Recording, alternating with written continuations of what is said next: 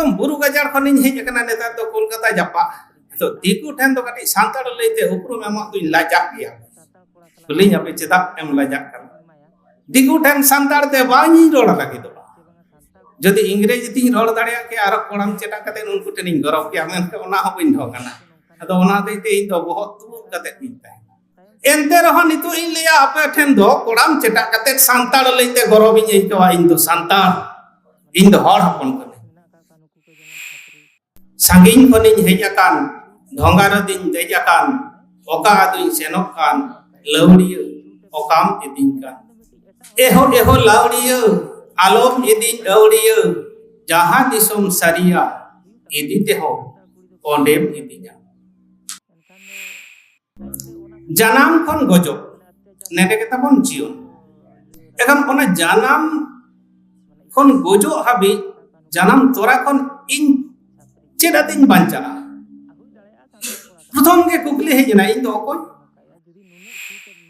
ओका इन पतियो कना ओना लेका के इन ओना आचार व्यवहार ओना के तोल कना और ओना के इन ताराम डहार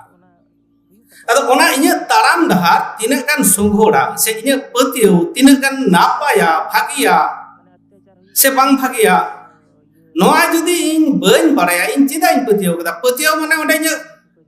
जुक्ति ताहे हो दाड़ेया बांग हो ताहे दाड़ेया विज्ञान सेते किंतु पतियो मेनाक तिnya और ओना पतियो आते की लाहा चालक कना बोंगा बुरु जागे मेनाक को ताबन किंतु बन नेल कादिया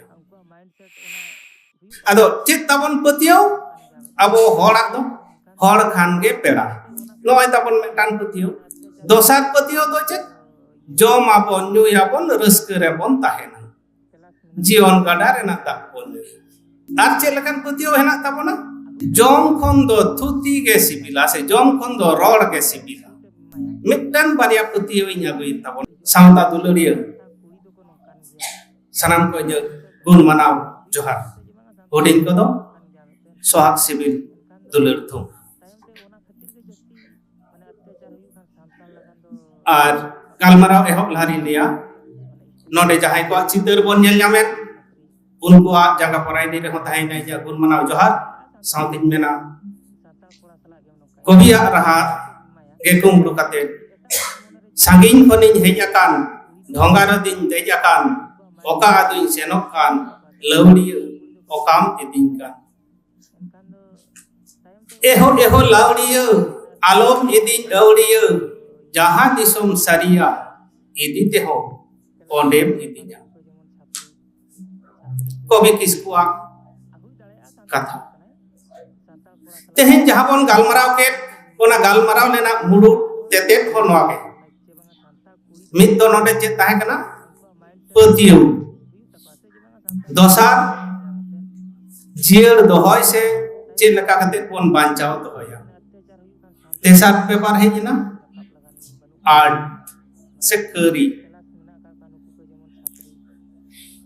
अतो नोना पिया शब्द पतियो जियर दोहय आर मेटन बाडो ही लेका करी नोना पिया के जीवन साव जपड़ाव अदो ओना हते जीवन दो चेक का और जीवन कुकली के है एना साव है पिया गालमाराव मि खट्टो माचतिन लिया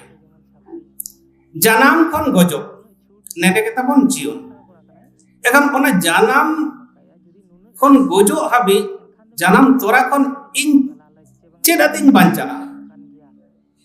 प्रथम के कुकली है जना इन दो कोई ओका खन इन है जना ओकन चला चेद के बांग इन कामी नोय जे कुकली जाना मेना नो कुकली पोरे के मोने मोने ते मेटन इन मेटन पतियो है जातिया आजम कते हुयु होड़ नेल कते हुयु मेटन रेवाज है जना जहां पतियो चेतान रे इन दुई ताराम कदा अदो ओने जनाम कोन गोजो हाबि इन ओका पतियो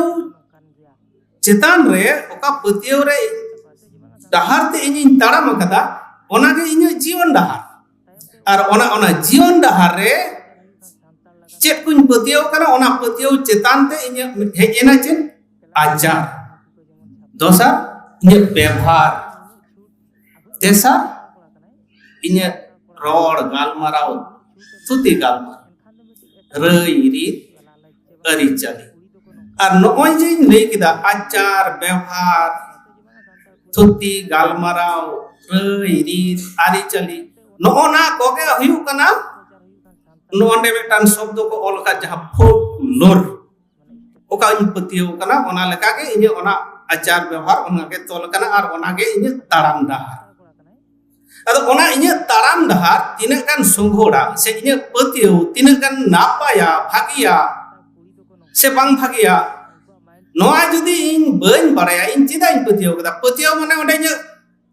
जुक्ति ताहे हो दाड़ेया बांग हो ताहे दाड़ेया विज्ञान सेते किंतु पतियो मेनाक तिने और ओना पतियो आते कि लहा चलाक कना बोंगा बुरु जागे मेनाक को ताबन किंतु बन नेल कादिया ताराम कदें तो ओना डहार ते नोना के हुयु कना फोकलोर से संस्कृति लई लाकचार ओना के नेमाचार लेकाते हेज कना अदो चित ताबन पतियो अबो होड़ा दो होड़ खान के पेड़ा नोय ताबन मेटान पतियो दोसार पतियो दो चित जम आबन ᱧᱩᱭᱟᱵᱚᱱ रस्के रेबन ताहेना जीवन गाडा रेना दाग बोन आर चे लेकान पतियो हेना ताबोना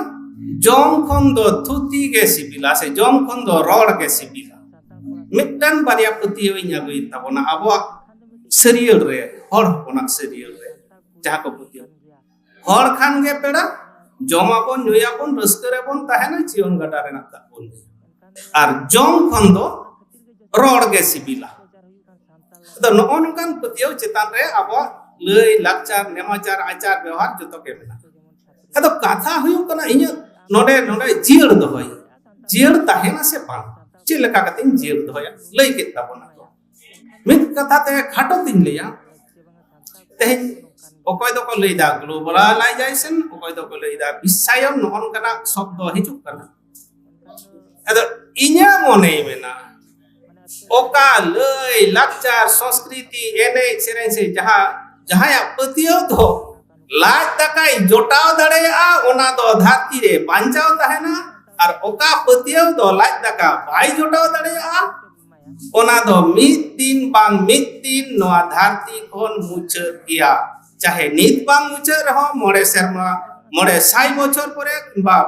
1000 बछर परे आबो ओका को कोन पतियो अबवा ओका लई लाकचार नेमाचार रोड नोआ की अबवा लाज तकाई आरजाव दाड़े कोन नोआ मिटान भावना तो द्वितीय हुयु कना एकदम बुरु गजार खनिन हेज कना नेतार दो कोलकाता जापा तो दिकु ठेन दो काटी सांताड़ लईते उपरुम एमा तो लाजा गया बुलिन आपे चेदा एम लाजा कना दिकु ठेन सांताड़ ते बानी रोड लागे दो जदि इंग्रेजी ती रोड दाड़िया के आरो कोड़ाम चेटा कते उनको टेनिंग गरब के आमेन के ओना हो बिन ढो कना अदो ओना देते इन दो बहुत दूर कते दिनता एनते रहो नितो इन लिया आपे ठेन दो कोड़ाम चेटा कते सांताड़ लईते गरब इन इकवा इन दो सांताड़ इन दो हड़ हपन कने मेनखान गरब इन तीरे उनको जहां को इन बांग को बड़इन कान ताहेन कोलकाता जहां इन हेज कना ओड़ा भाड़ा बन नाम काथे डांगरा जम सांताड़ चिली कान चो मेनखान तीरी सुर सुपुर ना बड़ाई गितिने को उन को मेदा बाया हानकु तो बांग नुई गे लहाते पेड़ाये आदिवासी सांताड़ अडी रकम को रोड कथा नित हो ओने जे को रोड सीरीज सांताड़ जाति लईते ओना हते तेगे हिनो मन्नता तिन भुग सांताड़ी रोड बागी दे सांताड़ी एने सेरेन बागी दे आदो पेरागी आदो पे जाय मेनखान उलिन पे चेदा इन बागी दा ओने बई लई के जहां दो लाज दकाय एमो आबोआ पतियो चेतान आबो वांग जे पतियो बन आमेन दो आबोआ संस्कृति चेतान आबोआ लई लाकचार नेमाचार चेतान आबोआ गे पतियो बनो चेता असले बांग बोन बाड़ाया ओना चेतान आबो कुकली बाबन दो हो कदा ए जनाम रे नोआ को आचार व्यवहार दो चेदा इन आचार व्यवहार ओना मा ओने पतियो लेखा दो बन आचार व्यवहार मेनखान चेदा इन कोरावा नोआ की आबो बहरे बन कुकली कदा तेहेन दो कुकली हुई ताबोना छूत तो चेदा गिद्रे जनाम लेनखान ओना दो छूत के बांग चेदा इन मेतावा होयो रोड छटियर के बांग चेदा ओना रे चेत ते मेना तिनी ये रोड रे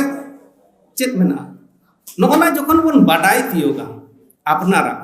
ओने उनगे मेन दाड़ेया इन दो सांताड़ कदे और ओना जदी बाम मेन दाड़ेया बाम बाडाई का जतो किछु अपनारा पतियो रेना रहेत से तेतेत कथा जुदी बाम बाडाय दाड़ेया उन दो हर ठेन बहत तुल कते सांताल लईते गौरव से उपरुम बाम एम दाड़ेया अदो तेहेन इन लेकान दोमे सांताल मेना कोआ अबवा पतियाव चितान रेना ओना रेना तेतेत कथा के बाबन बाडाया और बांग को बाडाय होते तेगे एटा को अनुसरण एदा और बांखान को अनुकरण एदा आदो अबरेन अब दो बन मेनेदा उन समय दो बॉडी लाक्चर बोलो हिजुक कना असले इन्या तिना गान फरियो नवा के तो बइन बाडाया नवा बाडाय हियुक ताबोना ओना जुदी बोन बाडाय दाड़ेया ताहले खानि मेना सारी के गौरवना कान ताबोना और जतो हर ठेन बहत तुल कते सांताल लईते उपरुमिन एम दाड़ेया जहां बाडाया उनी दो गौरव कना गौरव जंग कनाय रस्के जंग इन्या सामांग रि नेल ᱧᱟᱢ कना नोडे प्रोफेसर गंके सिपोती टुडू बिलत दिसोम रे सेन कते हो कोड़ाम चेटा कते संताड़ा उपरुमे एमेदा तार माने उनी अडी गान गई बाडाय ᱧᱟᱢ कदा जे इन्या लय लाक्चार सेरवा रे तिना गान भागी जिनिस मेना उनी बाडाय ᱧᱟᱢ अब तो हर बन अनुकरण को अनुसरण को अपन बाडाय से ओने कुकली बाबन दो कते बाबन बाडाया